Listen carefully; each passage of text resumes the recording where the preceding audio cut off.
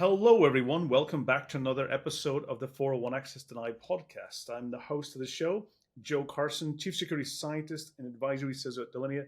It's a pleasure to be here with you.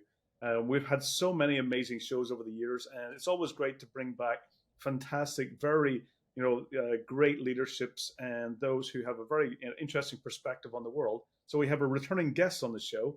I think this is probably the third episode maybe that you've been on. So welcome back to the show, Dan. Dan, do you want to give the guests a bit of a kind of recap into who you are, what you do, and some of the background that you've shot in the industry? Absolutely. Thanks so much, Joe. Thanks for having me. It's great to be back on your show, and thank you for being on our show.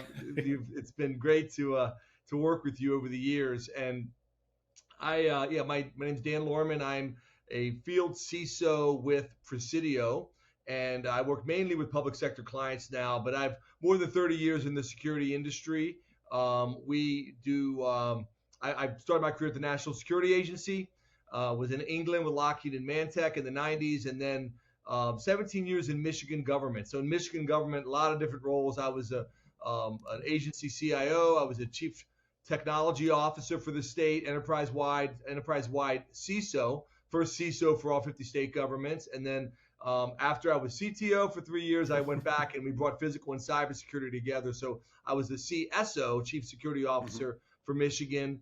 Did about 6 years plus at Security Mentor. We did it with security awareness training, and now I've been with Presidio. We're a global digital solutions provider. We work with clients all over the world, and I'm really excited to talk about. Mainly my focus is with SLED, state local government education, but I certainly do work with some corporate clients as well. So it's great to be with you today. Fantastic. And also, you have your book and your own webcasts and stuff. Do you want to tell the audience a bit about your book first as well? Yeah, I should hold it up. I don't have it with me right now. Sorry about that.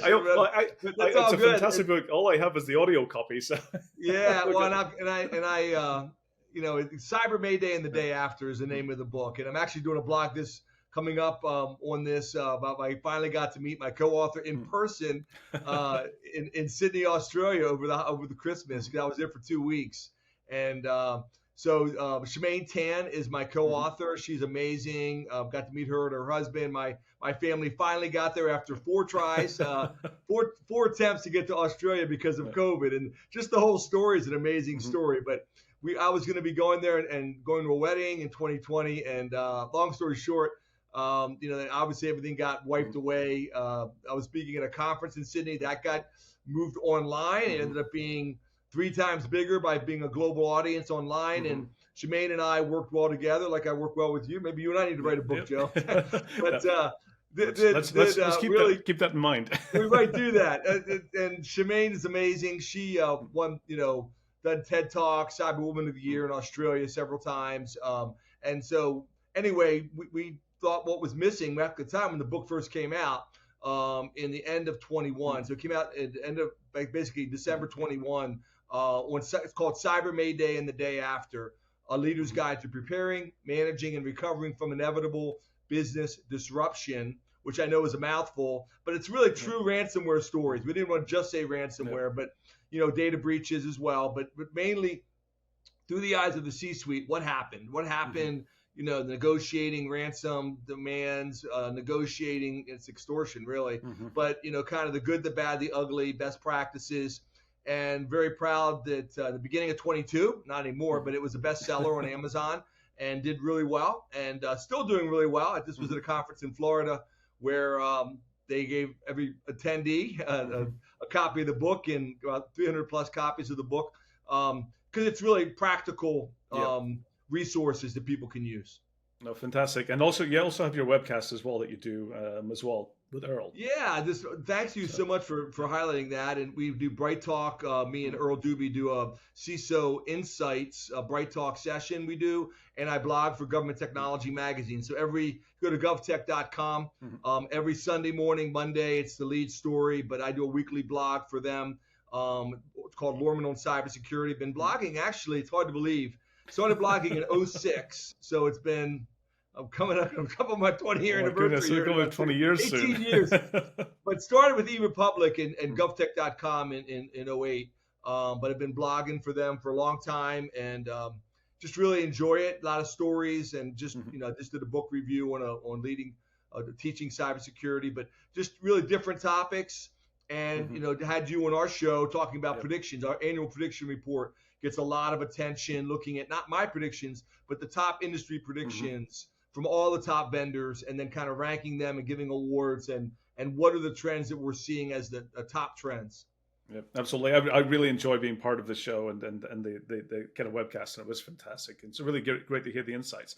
And that's really what we'll definitely make sure for the audience is that we'll make sure there's a link to the book and also to the webcast as well, so that in the show notes the audience can go and take a look at those afterwards.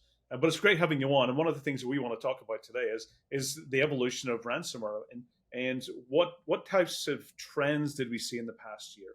So what did you see, significantly that was evolving in ransomware? What changes happened? Is it still a big issue for organizations? So what's a bit of your insights that in the past year with ransomware? What direction has it been taken? Yeah, I'd love to dive into some of that at a high level. We'll dive into the details, I'm sure. Joe, you always are great at details, but I will say, let me take you just for 30 seconds back, just over the last 4 years, because 2019, I mentioned my blog. The top story of the year that I had was how state and local governments in the U.S. were getting ravaged by Mm-hmm. ransomware, and then it doubled in 2020 during COVID, Yep. doubled again in 21, doubled again in 20. Well, actually, no, sorry, stop. So then 21, everyone's like double, double, double. It's getting, the number of attacks, the amount of money, all the different numbers were crazy. 22, it actually dropped back, and there's a lot of different theories on that, a number of different reports, and I know there's literally, I'll mention a couple of them here in a moment, but there's a lot of different numbers from, you got Verizon's report, you've got a lot of different companies that have their own research that talk about different numbers around ransomware attacks and et cetera. But most reports and most insurance companies will tell you the numbers dropped in 22, but then in 23 they surged again. So headlines, I'm looking at a couple headlines here, but 95% basically doubled from 22 to 23. So the overall numbers last year were up big. It's interesting, little side note here, but it's related to this, Joe. Talk about insurance premiums. Everyone was saying, people stop buying cyber insurance. I know we've done a whole session just on cyber insurance, and we can talk about that. But, and the trends that have happened with that. But rates kept going up, and even got to the point where many organizations said, I can't even afford insurance anymore. But then after 22 and then in 23, people said, yeah, but then the insurance rates started dropping again. Guess what? They did, because there weren't a lot of incidents in 22. So, the rates and the policies and also some of them may have excluded ransomware payments. You're not going to pay the ransom. A lot of limitations. They put limitations on the payouts as well. Correct. And also, very specific wording around what a data recovery was. So I did quite a few number of research around the cyber insurance as well. And one of the things that with talking with insurers, what I found was they said that in between 2021, 2022, what they did was that pricing increase in the premiums in 2022 was an overcorrection. They went way too up, and therefore it was recorrecting itself during 2023. So the premiums were starting to come down, but it was also because of that stagnant year. 2022 was it was either ransomware kind of had stagnated, didn't increase, didn't decrease, or in some reports we showed decline in certain areas. In 2022, I think it was probably an impact of the Russia war against Ukraine, the sanctions that was applied. Organizations got a bit better at securing themselves against ransomware, and also the targets changed. I saw ransomware groups targeting Latin and South America and African countries. So there was a lot of kind of the change in landscape happened quite significantly in 2022. But yeah, the cyber insurance industry did say that they overcorrected in their pricing, and a lot of policies came down last year. I agree, and I think my prediction, or a lot of other people predicting, not just me, it's going to go up again in 24 because there were a lot more ransomware attacks last year, and so we saw more and more. I've got just a whole list of headlines here from all across the United States. I mainly focus on the U.S. I do some international, but I know you're global in your reach and every audiences. But number one area that in ranking from last year from the Verizon report by sector, industry, education, construction first, construction and property second, central and federal government Third, media, entertainment, leisure. The MGM, the hacks in the gaming industry. I'm going to be out in Las Vegas here in a few weeks at their big conference out there, the Game Protection Conference. Local and state government at number 5. So those top 5, education, federal government, local and state government, media, construction, property, healthcare. A little bit surprising on this list, down at 11, because I saw a lot of attacks against hospitals. But the number of organizations hit, the impact last year, just a couple of the headlines. We can talk about specifically what types of attacks they faced. But, opening day, first day of school at University of Michigan, they literally shut down the network with a ransomware attack, and they had to cancel classes. I mean, that's pretty embarrassing. The first day of classes for a major university like the University of Michigan being hit. A week later, Michigan State gets hit right here in the state of Michigan where I live. But universities being hit across the country, K through 12 schools, lots of examples across the United States in that area. Federal government, lots and lots of local and state government impacts. Two of the big ones were in Dallas County were hit, were big, huge ransomware attacks that struck them. But, we saw it across Florida, because I mentioned I was just in Florida. The numbers are pretty, they continue to go up. According to the Verizon, I just mentioned one other big trend, and we can dive into the details here, Joe, but according to a number of these reports, they're saying, we're still seeing triple extortion. We're still seeing people exfiltrating data and asking for ransoms and reselling the data and other things like that. But, one person I spoke to, I trust, I'm not going to name the company, but trusted person who has their own research, he's saying, Dan, they're seeing 90+% right now are not even encrypting the data. They're just exfiltrating it. So I'd love to hear your thoughts on that, Joe, and get your feedback. But, that shocked me a little bit. I would not have thought that 90+%, we think ransomware, we think we're going to encrypt the data, right? We're going to encrypt the data, and we're going to, write me a check, or send me some Bitcoin or whatever it is, and whatever they might do, and then we'll give you that data back. But is that something you're seeing? Absolutely. One of the things is we just recently conducted and finalized research last year on last year's trends in ransomware. And one of the things we found was that data extortion has actually overtaken encryption, whereas data extortion attacks. And one of the reasons for that is that when you do a data encryption type of attack, it's very noisy. The public know immediately. The employees know. Everybody knows. So it becomes very public knowledge. And it puts a lot of pressure on the organization in regards to how they respond. When you get into data exfiltration attacks that are just exfiltration only, what happens is very few people hear about those types of attacks. So the organizations then, because of course the attackers didn't bring the business to their knees, and they're basically threatening now to disclose that data, it's a lot more stealthier, and it's more easier for the organization to make the payment without having the public, let's say, visibility or awareness of it. So that's something that kind of, it means that the attackers are a lot more easier to stay stealthy. They don't get the media attention that they typically would get with a data encryption type of attack. They may get lower payments, so that the ransom may be much, much lower. But what they're doing is they're trying to stay out of that headline visibility. So this is where we've seen, that attackers want to stay hidden. And when they do a type of attack that is extortion only, it means the business are more willing, because the business can continue to operate. So that's one of the things that's been interesting. And I think it's going to be continuing that trend, that data extortion will and you might have different types of gangs decide on different types of motivations.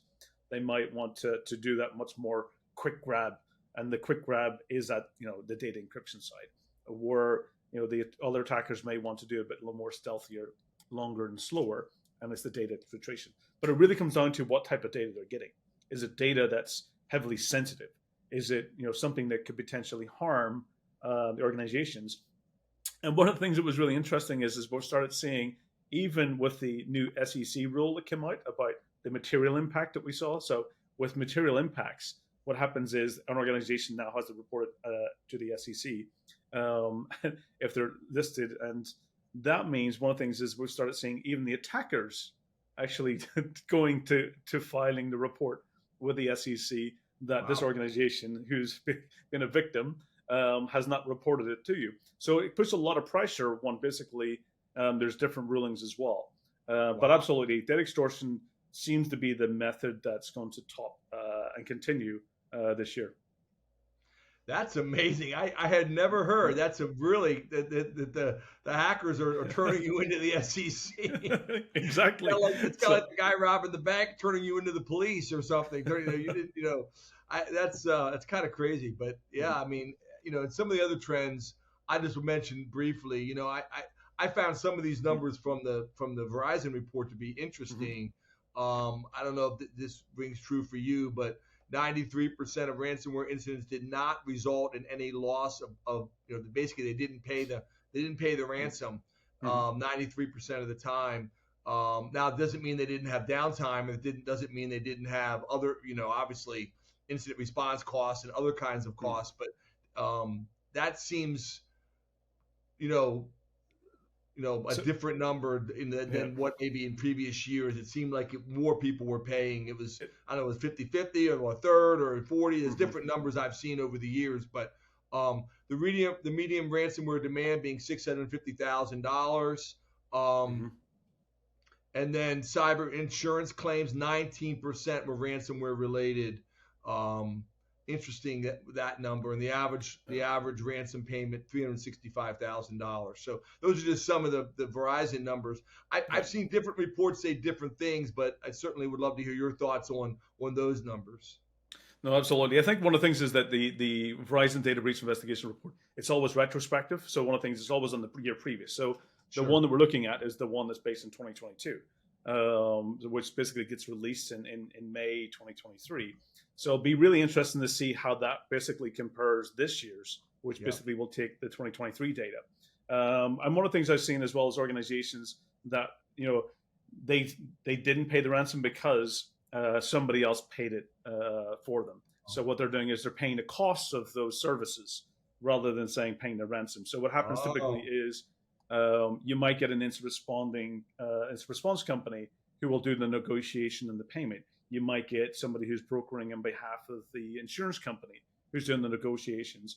So what you're going to get is you're going to get the bill for the entire, basically, incident response services, but you may not actually, the way it was paid was through a third party. So that might be some of the things that, we might be seeing, some of those, how they're phrasing it or wording it, that they didn't pay the ransom because they didn't pay it directly. It would have been indirectly. So that's sometimes some of the things you end up seeing. But there's been a lot of negotiations happening. I've seen organizations where one organization I saw sharing their experience on last year's ransomware case. And it was a company here in Estonia, and they went through the point was they had a backup off into their systems, and then they had the secret backup that basically was meant to be the catch-all. And the attackers found all of them and encrypted all of the backups. So they basically got in the situation where they did negotiation. I think it was out of the price that the ransomware gang was asking for, they got down to about 50% of the ransom demand. So they got 50% off what was being originally requested. So a lot of negotiations happening, and that's one way organizations. But I think that we probably will see, the research that we conducted for 2023 shows that there was an increase in ransom payments for last year. So I expect that probably to see something similar in the Verizon data breach when it comes out later this year. But that's my expectation, is that there will be an increase in ransom payments. So those numbers are deceiving, you're saying? The numbers are deceiving because it's been a retrospective from the year before. Yeah. Even though it gets released in May 2023, it is typically based on the year January to the November data timeframe. So, and we saw two different types of perspectives. We saw the MGM response to the ransomware incidents back in September, and also you saw CISO's response. Two very different approaches. One, the hard stance about not negotiating, and the other one negotiating and paying. And that's what you typically see. How those both organizations were financially impacted as well was very, very different. How they both responded. And it's always interesting to see. I'd love to see a full case study of both of those incidents side by side, because they were targeting the casinos in Vegas at exactly the same time, but how they responded were both very different.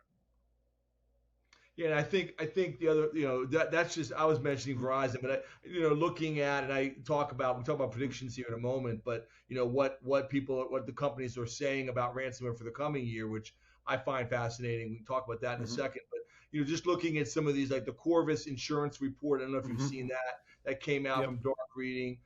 There's been a number of other reports that have come out talking about Q3, Q4 of 23 and some of their trends, and they're saying 95% increase over 2022 for 2023. There's talking about the top factors that drove numbers. The cloud mass exploits peaked. Threat actors cut summer, about summer breaks. Key industry trends upward. Basically, the numbers are up, and really talking about a quarter of all victims in the 70%. A lot of accounted for nearly uptick, in numbers. They're saying a lot of it is in governments. So they're saying that talked a lot about Lockbit, but they're talking a lot about cities and municipalities are up 95%, manufacturing up 60%, oil and gas up 142%, transportation, logistics, and storage up 50%. So these big numbers. I guess the clear thing is, and we talk about this, again, this is backward looking, obviously. Correct. But 23, but they're saying the numbers were up big in 23, really pretty much across the board. No, I completely agree. And I think one of the things is I always look back in 2022, where it was the year of transition for the variants, is where attackers are looking at improving them. They were refactoring their code base. So during that time frame, they were also getting into more ransomware-as-a-service and actually providing more of an affiliate type of an approach. But in that time, we also saw the code bases changing into things like with Rust or into Go with Golang. And ultimately, what that resulted in is making it much more transportable, and also more platforms can be impacted as well.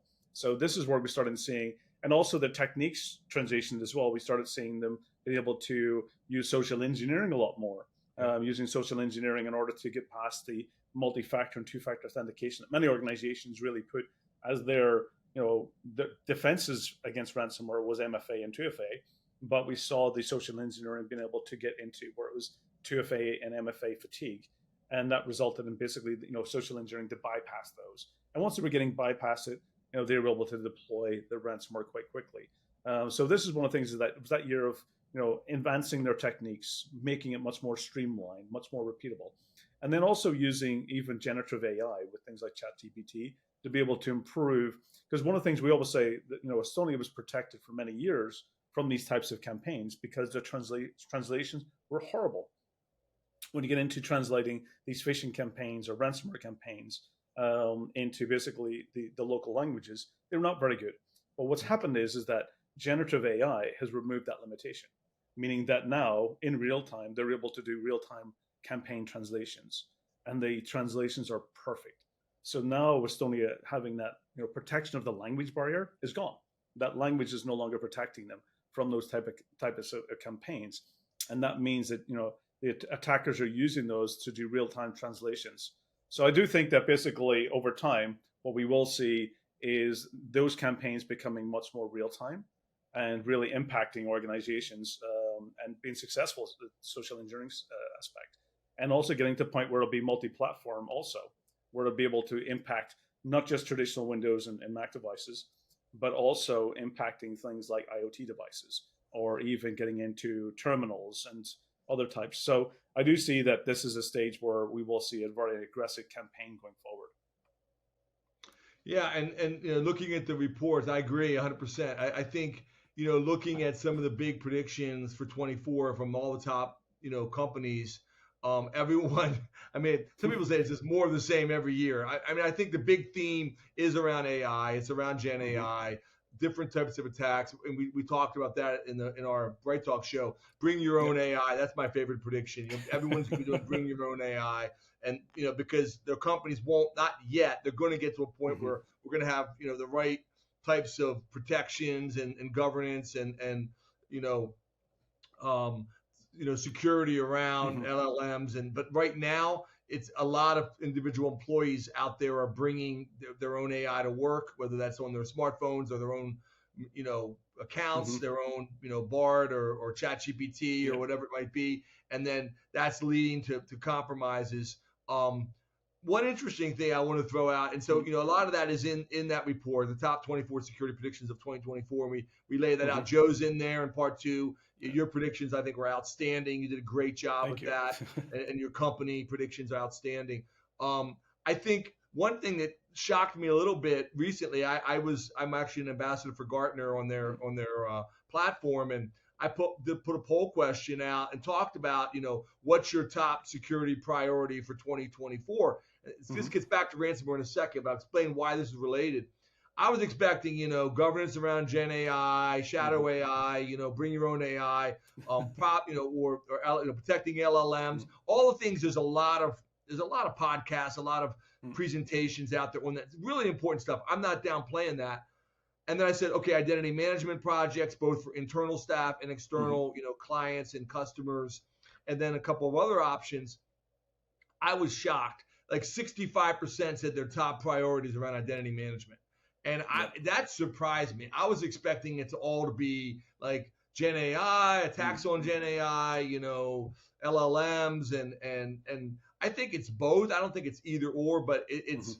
I do think that you mentioned it a moment ago. How people, bottom line, whether they buy the credentials on the dark web, whether they do more sophisticated phishing using Gen AI to get into your systems. I mean, the big thing is once they're in, they've got this whole plethora, this whole series of options of what they can do once they're in. Like you say, staying stealthy. If they can log in, they'll log in. Why hack in if I can log in? If I can buy the credentials and log in, great. That's how they did it. With the several different breaches.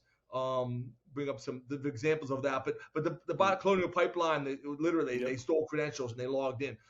But bottom line is, I think the identity management piece around ransomware is huge because it's once you get that access, whether it is triple extortion, whether it is encryption, whether it is just data exfiltration, whatever, or all the above, whatever is the bottom line is it gets back to that identity management piece. And I think so much, we've talked about that in previous shows, but I guess I just didn't expect that to be the top thing, and not even like close. I mean, it was 2-to-1. Identity management is the biggest concern, and how do we get our arms around credentials, multi-factor authentication, passwordless, making it ransomware resistant, MFA, and phishing and cyber, MFA fatigue as well. How to make sure you're getting it to a point where even you can't get accidental by clicking, on the wrong place on the phone. There's one really great talk that I always loved was Jason Haddox did a talk at the Microsoft Blue Team event last year, and he talked about his experience. He was the CISO at Ubisoft when they got attacked, and he went through the point is that that it was all coming down when attackers can go and buy credentials in the dark web for $10 or whatever, $20, and that's their entry point into the organizations. What is that $10 worth? What is that worth to you? Are you in? Do you want to find where your credentials are being sold? Get out there and start looking and making sure when they're being advertised, because you want to be at the ability to make sure you can actually eliminate that before they're actually used and abused. Because ultimately, those attackers are going to sell them multiple times. You want to make sure you know what credentials are out there and which ones are being sold, so you can actually make sure you can actually mitigate and do something about it. So it's really important. That's ultimately the entry point is those stolen credentials for many of the attackers. They very rarely, only when we see new vulnerabilities coming out, and there's 0 days and there's that time in between. Sometimes it's basically related to where they're looking to elevate privileges, and that's one of the things they're using those vulnerabilities for.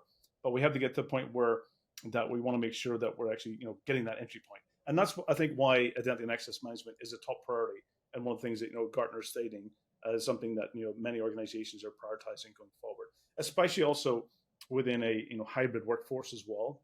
Yeah, where it used to be you were able to manage it much more within your own infrastructure, but now in a hybrid workforce, working remotely, that identity becomes much more the perimeter of what you need to protect. Yeah, I just to say one other thing here. I know we got to wrap up, but I just, I didn't mention this a moment ago. One of the other options I did have on there, again, what do you, this, directed to CISOs, hundreds of respondents. I put in there, incident response, preparing, resilience. I think data breach, incident response, preparing, being a resilient enterprise. I got put about 7 items in there, right? Just a whole list, like anything about getting ready for that bad day where you wake up and get that phone call or whatever, and that got like 7%. I'm like, you got to be kidding me. Now this was not scientific. I know this wasn't, but still, I mean, like, wow. I mean, I was shocked. I mean, Gen AI clearly was up there in the 30s, and identity was up there in the 60s, and then and then like the other couple items I put in, it didn't get any points. But like that bad day, that incident response kind of priority was in the single digits. And so it's always interesting to me to you think this stuff, and then you get some of these results, and maybe it was all just, I don't know, maybe they're all working on identity management projects right now. So that's what they. So what's from your experience as well, is what's some of the best practices? Because one thing I do think that organizations have done in the past couple of years is they've had a ransomware resiliency program or some type of strategy, and they've started prioritizing doing ransomware resilient backup strategy. They have improved their incident response plans and done simulations in readiness. What types of things have you seen organizations? What's their also and improving their identity access management side as well for the employees, because they're being targeted from phishing and social engineering attacks. What's some of the best practices that you've seen organizations prioritize and put in place?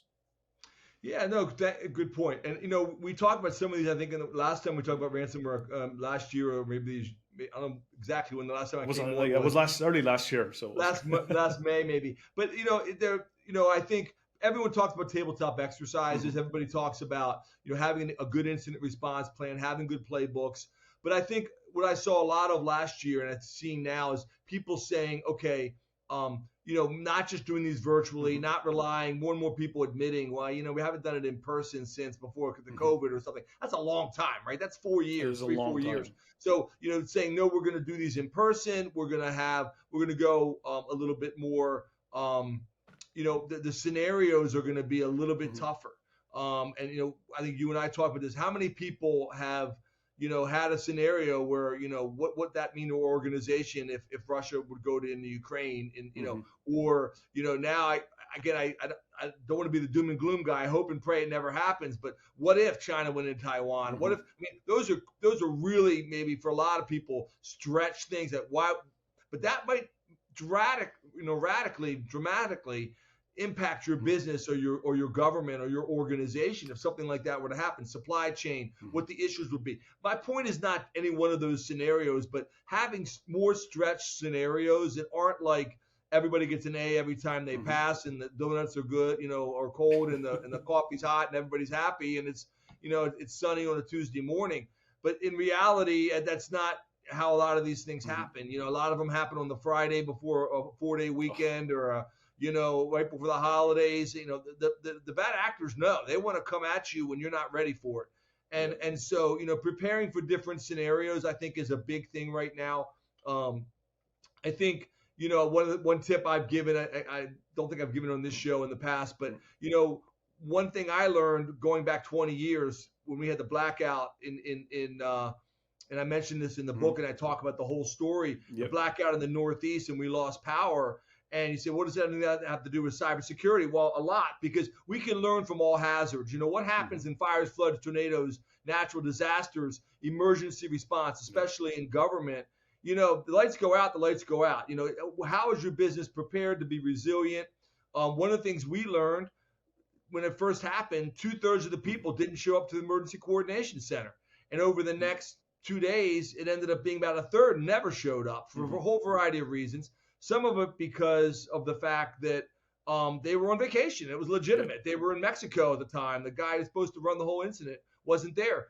Well, how does that impact us today? Well, I tell people, if you're doing a cyber exercise, go around, tap 1/3 of the people on the shoulder and say, you're now an observer. You can either go back to your desk, you can watch, no phone calls, you don't talk to anybody in the room, you're on vacation in Europe, you're not available. Now what are you going to do? It's funny to watch what the team, how they respond to something like that. When you throw them a curveball to prepare for something like that, immediately one of the things I see happen again and again and again is they huddle, they talk, and then they try and do swaps. They try and bring in, don't take Frank, take Sarah the intern, right? I mean, it's like, you picked the wrong people. We need, it's just funny to watch the behaviors in those kind of incidents, which I think all of those kinds of things can help, to learn from real incidents, what happened to your others in your industry, what happened from other people who were hit by ransomware, and throw some of those curves into your strategies, into your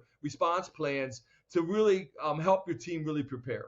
Yeah, make sure you get into the unexpected, because they always happen. You're always going to have something, to your point. I think that scenario is brilliant, is that all of a sudden, they think they've got everything in order and they've done the plan and they've got it ready and they've simulated it, but they've simulated assuming that everyone's available. I was, because to your point, I think most ransomware cases, incident response that I've actually been called on, has always been the weekend. It's always been a late Friday night. It's been a early Sunday morning. It's never your Monday morning at 9 a.m. Or Tuesday morning at 10 a.m. It's like no. Well, everything happens, especially, and then people's unavailable. And one of the things I find as well is that when you get into those scenarios, the attackers have done so much preparation. They know everything. They know your incident response plan because they have access to it, so they can go through it in detail. And it might even be encrypted as well as part of the ransom demand. So you have to prepare for all of the unexpected scenarios and really think about, well, what if this part of the exercise isn't available? What if we can't do it? What's our alternative? So I think those are really important. So it's great. One of the things, what else do you think about? What's some of the future? What do you predict in the future? What's going to happen with ransomware? Are we going to still see it evolve? Is it going to change? Are we going to see any new sophistication or new regions getting involved? We started seeing let's say in the area around where we're seeing the supply chain and the ships being attacked. Do you think that that's going to escalate into because I always find that the shipping industry and the piracy was around where the first actually types of ransom demands, but it was for container ships, and that always seems to kind of introduce new ideas. What do you think ransomware is going to go in the future? I always find it interesting. I try and listen to the top, the generals in the military, the people out there, the CISO, Secretary of Homeland Security, people who are talking about this, who have access. I did have a TSSI, top secret clearance and everything. I don't have that today, so I don't have access to that kind of behind, which frees me up to talk to you, right? I probably couldn't talk to you if I knew some of that. Exactly. But when you listen to those keynotes at these different conferences and they talk about, critical infrastructure being hit, water supplies being hit, I think, again, preparing for, we haven't seen, like you said, it's been more data exfiltration and keeping it quiet and not bringing down the grid or not bringing down the water supply, although those get a lot of attention. They scare people a lot. I do think those will happen. I mean, I don't know, I think we have to be prepared. And the thing is, you don't know when. And that's the thing about these whole prediction reports and trends and looking at the future. It may not be 24, it may be 25, right? It may be, people predicted all kinds of things, right now as we speak about the whole situation in the Middle East and what's going on. I say, again, I'm looking at this from a U.S. perspective. I know this is a global audience that watches your show, but, what's happening with the U.S. and Iran and all of that. Could that escalate? Could some of those actors, then if that were to escalate into a full-fledged war or more, could that then turn around and hit governments, hit more U.S. targets? I mean, I think clearly we have to be ready for that, because it's not Dan Lohrmann saying this. This is what the top generals, the top directors of these top intelligence agencies are saying each and every day. The FBI just came out and talked about the attacks the U.S. is facing from China, the attacks we're facing from these other countries. And so just, some of that is like, yeah, Dan, I heard that speech 17 times. And it can be a little bit like, you feel like, I've heard this before. It never happens. It's kind of like the U.S. debt. It's always just going to keep growing. And we're never going to have an economy problem. But I think we have to prepare for those scenarios, and there are enough of them that have happened in the last year that serve as a model. Whether or not that's going to be widespread and we're going to have big critical infrastructure attacks, in the coming 12 months, obviously we're seeing election attacks already. We're seeing people, using Gen AI to impersonate, Biden in New Hampshire and other types of things, certainly social media attacks. A lot of these reports, not just around ransomware, but just in all of these areas of data breaches. And I think the other piece of it, that one prediction in there, that it's wider than just ransomware, but I thought was very interesting. They're all predicting the role of the CISO, the role of the cybersecurity team, the role of the security team is becoming even more important. It's not diminishing because it is encompassing, the Gen AI, and protecting your LLM, protecting and how you put those guardrails around Gen AI in your organization and how you protect that. And thinking about those attacks and then defense. I think the role of the security team, the role of the CISO, almost all of the reports are saying it's going to grow in 24. It's going to grow for the next several years. Absolutely, it's almost where we're no longer just protecting computer systems. We're protecting society, and the CISO's role is protecting the business ultimately, and that's where the criticality.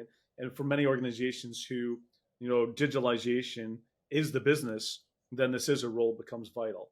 I also do think that who would have predicted that the attackers are going to be notifying the SEC on breaches. That was something that was unforeseen, but it's something when you think about it makes sense. That puts pressure on organizations.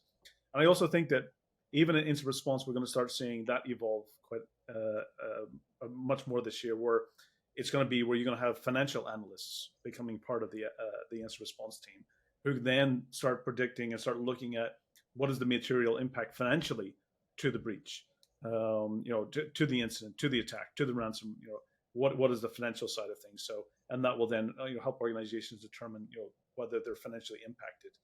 Did the insurance cover it completely or not? So I think that's an area where we're going to see incident response evolve quite a lot this year. So what resources do you recommend for the audience to go to? What things, where should the audience go to get more help on this topic?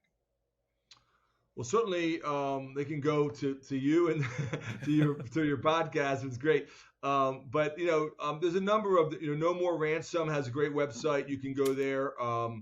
You can Google that and I believe it's nomoreransom.org. It is nomoreransom.org. Yeah, it's a fantastic site of resources, great best practices, great information.